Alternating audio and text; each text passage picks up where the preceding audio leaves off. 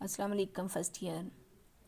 جی بیٹا، یہ ہے آپ کا چیپٹر 2 رویہ صارف. ہم نے معاشیات کی تعریفیں پڑھی تھیں. معاشیات کی تعریفوں میں بہت شروع میں ایڈم اسمتھ نے جہاں پہ اس کو ڈیفائن کیا ہے، تو ایڈم اسمتھ نے کس طرح سے اس کی تعریفیں بتائی تھیں، یہ آپ نے معاشیات کا تعارف پڑھا تھا. اگر آپ ایڈم اسمتھ کی تعریفوں پہ جائیں،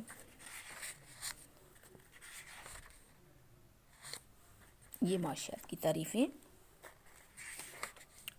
یہاں پہ یہ دیکھیں، یہ آپ کے پاس تھا کہ ایڈم اسمتھ نے معاشیات کو 4 حصوں میں تقسیم کیا ہے: پیدائش دولت، صرف دولت، تقسیم دولت اور تبادلہ دولت.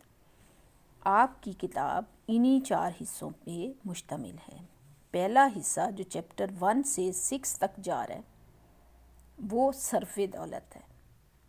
صرف ہوتا ہے استعمال کرنا، کسی شے کو استعمال کر کے ختم کر دینا، نہیں بھی ختم کرنا تو بھی استعمال کرنا، اپنی ضرورت پوری کرنا.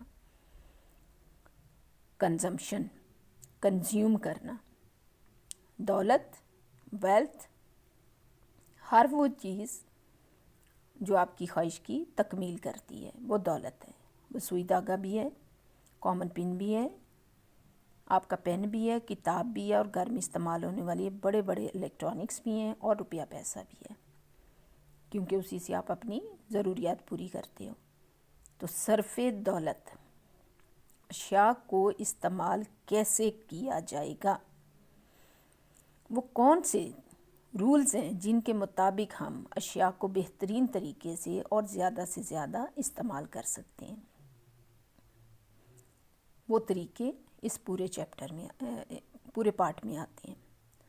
اسپیشلی جو چلیں اس میں پہلے دیکھو، صرف جو ہے استعمال ہے تو استعمال کرنے والے کو پھر اسی لحاظ سے کنزیومر بولتے ہیں، صرف کرنے والے کو صارف بولیں گے.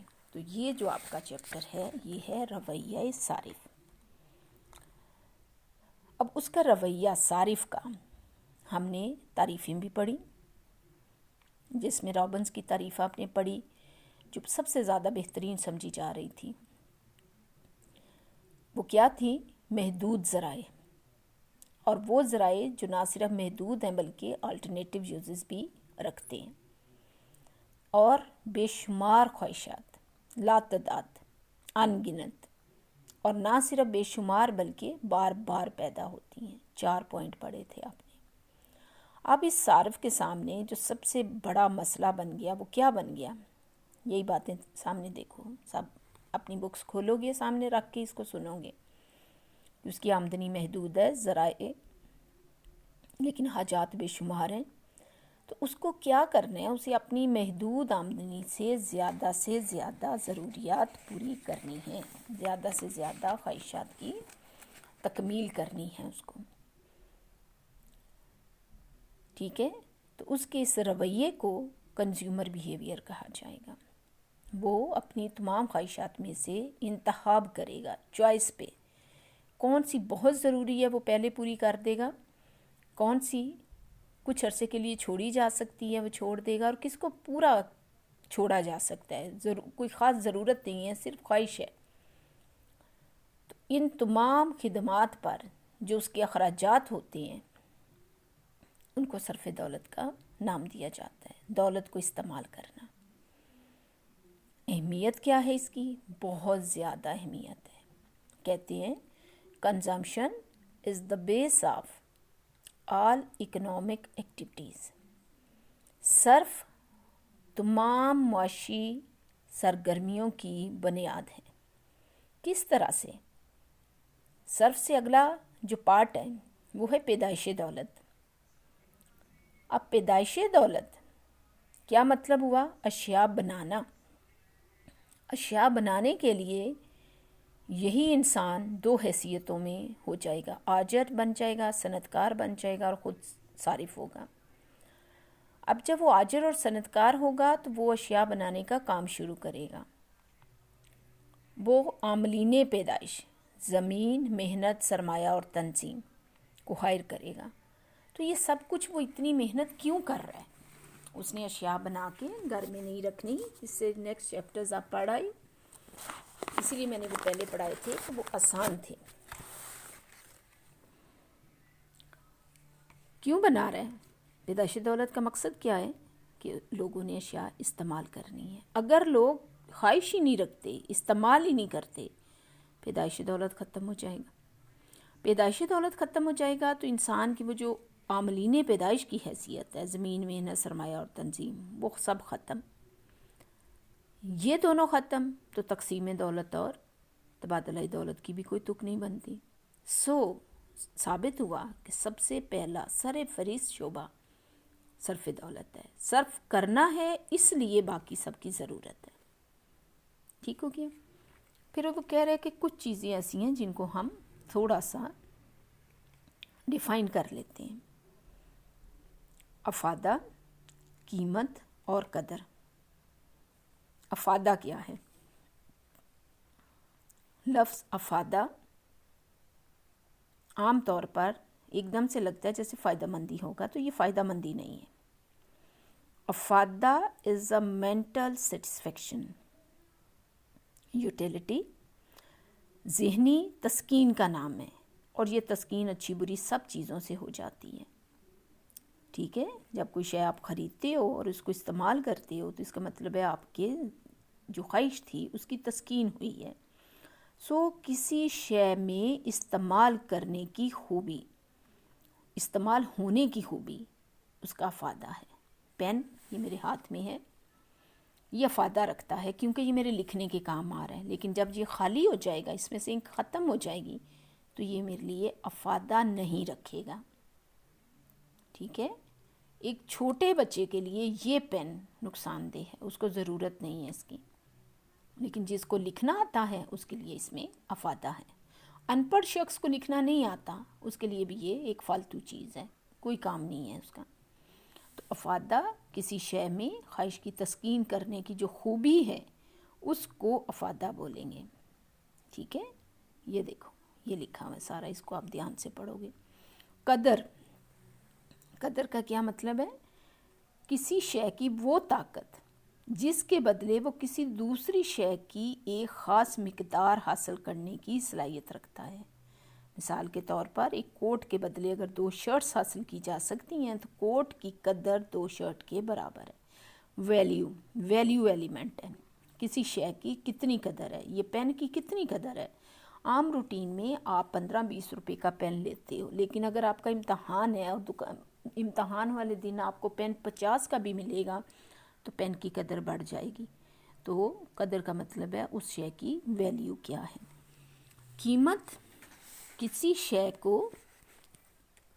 شے کی جو قدر آپ نے پڑھا، یہ قدر جو تھی، کسی شے کی قدر کو زر میں ناپا جائے تو وہ اس کی قیمت ہے. یہ بھی میں نے بولا کہ یہ پین عام دنوں میں عام پین ہے، لیکن پیپروں کے قریب اس کی قدر بڑھ جاتی ہے. تو قیمت میں لے کے آؤ تو 15-20 روپے عام روٹین میں اس کی قدر ہے، اور پیپروں کے قریب اگر وہ 50 کا بھی مل رہا ہے تو اس کی 50 روپے قدر ہوگی، بہت زیادہ بڑھ گئی. ٹھیک ہے، کسی شے کو استعمال کے قابل بنانے کے لیے ضروری ہے کہ اس میں 3 چیزیں ہوں جس سے اس کی قدر بڑھے گی اور اس کی قیمت طے ہوگی. اس شے میں افادہ پایا جائے، وہ شے کامیاب ہو، سکیرسٹی. اس کا مطلب کیا ہوا؟ کامیاب، قیمتاً بھی بہت زیادہ نہ ملے، محدود مقدار میں ملے. ٹرانسفریبل، انتقال پذیری ہو اس میں، منتقل، یعنی ایک جگہ سے یہ منتقل کسی کو بھی پین دیا جا سکتا ہے، کسی سے لیا بھی جا سکتا ہے. یہ 3 خوبیاں ہوتی ہیں تو اس شے میں قدر پائی جاتی ہے. ٹھیک ہے، تو کہا اس نے یہ لکھ دیا کلیئر کر کے. افادہ سے مراد کسی شے کی وہ قوت جس سے انسان کی حاجت کی تسکین ہوتی ہے. کامیابی سے مراد وسائل کی قلت ہے. معاشی نقطہ نظر سے وہی شے قدر رکھتی ہے جو کہ ایک شخص سے دوسرے کو منتقل ہو جائے. مطلب کیا ہے کہ جس کو خریدا یا بیچا جا سکتا ہے تبھی اس کی قیمت بھی ہوگی اور تبھی اس میں افادہ بھی ہوگا. ٹھیک ہے، پھر وہ کہتے ہیں کہ افادہ جو لفظ ہے اس کے کچھ پہلو ہیں. جب ہم کسی شے کا استعمال شروع کرتے ہیں تو اس سے ملنے والا افادہ ابتدائی initial utility at a very first point. اس نے مثال دی آپ کو، بہت دھیان سے آپ پڑھو گے، بہت آسان سی اور اچھی مثال ہے. کسی شخص کے پاس کیلے ہیں پڑے، وہ کیلے کھانا شروع کر رہا ہے تو سب سے پہلے کیلے سے ملنے والا افادہ اس کا ابتدائی افادہ ہے. محتتم کا لفظ اختتام سے آتا ہے. اختتام، اگر یہ آپ کی کاپی ہے جیسے یہ نیچے نظر آ رہی ہے تو یہ دیکھو یہ مارجن لگا ہوا ہے، اس کو حد کہتے ہیں. اس حد سے باہر آپ نہیں لکھتے. تو محتتم کا مطلب ہوتا ہے آخری اکائی. تو اس کے دو معنی ہوتے ہیں، یا تو آخری اکائی، جیسے کیلے اس نے کہا ہے کہ کسی شخص کا پہلے کیلے کا افادہ 20 ہے اور اس کے پاس جو ہیں وہ 5 کیلے ہیں، جیسے ہم ادھر لکھ دیں 5 کیلے ہیں ٹوٹل اس کے پاس، تو 5ویں کیلے کا افادہ محتتم ہوگا جو لاسٹ پہ آتا ہے. اور اگر وہ کھاتا ہی 3 ہے تو تیسرا کیلا اس کا محتتم ہوگا. تو دوسرے معنوں میں ہم یہ کہتے ہیں کہ ہر اگلی اکائی صارف کے لیے محتتم ہو جاتی ہے اگر وہ وہیں چھوڑ دے، لیکن عام طور پہ وہ آخری اکائی ہوتی ہے جہاں تک وہ پہنچتا ہے. تو اس سے ہر ایک کیلے کا افادہ اپنا اپنا افادہ ہے. ٹھیک ہے، یہ اس نے لکھا 20، پھر اس کے بعد 18، پھر 15، مطلب ہر ایک کا اپنا اپنا ہے تینوں کیلوں کا. تو ہر اگلے کیلے سے حاصل ہونے والا افادہ محتتم افادہ ہوگا. اس کو دھیان سے پڑھنا ہے، بار بار پڑھنا ہے. یہ دیکھو انہوں نے مثال دی ہے آپ کو، 4 کیلے وہ کھا رہا ہے تو چوتھے کیلے کا افادہ اس نے کہا محتتم کیونکہ یہ آخری ہے. جب تک فائدہ ہوتا رہتا ہے، کچھ حاصل ہوتا رہتا ہے، تو وہ جو نومیریکل ویلیو ہے وہ مثبت ہوتی ہے. جب خواہش کی تسکین پوری ہو جاتی ہے، کیلے 4 کھانے تھے، اس کے بعد گنجائش ہی نہیں رہی ہے، کیسے کھائے گا، تو وہاں پہ افادہ 0 ہو جاتا ہے. اس شخص کو زبردستی 5واں کیلا کھلایا جائے کہ تم نے ہر صورت میں کھانا ہے تو اس کو نقصان ہوگا. اب تو نقصان کا مطلب منفی افادہ ہے، یعنی اس نے کنزیوم تو کر لیا نا، تو اس سے اسے نقصان ہوا تو وہ افادہ منفی ہو گیا. اب 5 کیلے یا 4 کیلوں کی مثال ہے تو سب کا الگ الگ آنے والا افادہ جمع کیا تو کل افادہ آ گیا. یہ افادہ کے پہلو ہیں. زیادہ نہیں آگے جاؤں گی آج میں، آپ اس کو بار بار پڑھو گے، سمجھو گے، لیکن اس کا یہ ڈائیگرام آپ نے دیکھ لینا ہے. بالکل وہی مثال جو میں بول رہی ہوں. 3 کالم بنائیں گے. ہم نے کیلے لیے ہیں 7 کیلے.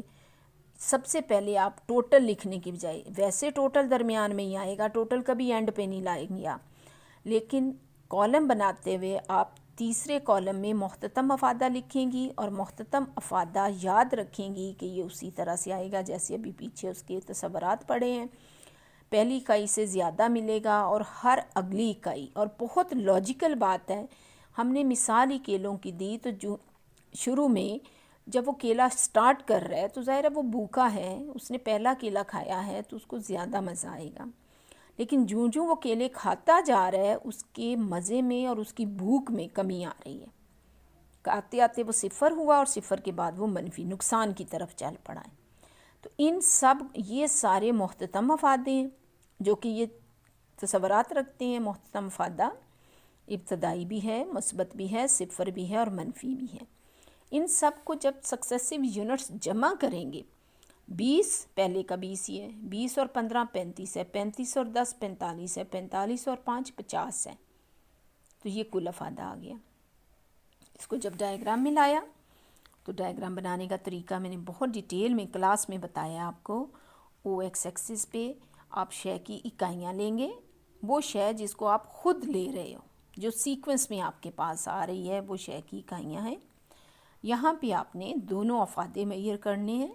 افادہ محتتم آپ کا میکسیمم 20 تک جا رہا ہے اور کل افادہ آپ کا میکسیمم 50 تک جا رہا ہے. سو آپ اپنا ٹیبل اس طرح سے ارینج کریں گے، اسکیل بنائیں گے 10 20 30 سے، تو یہ آپ کے پاس، اور یہ اس کے تصورات. بہت دھیان سے اس کو پڑھنا ہے آپ نے، پڑھ کے مجھے بتانا ہے کہ آپ کو اس کی کیا سمجھ آئی ہے.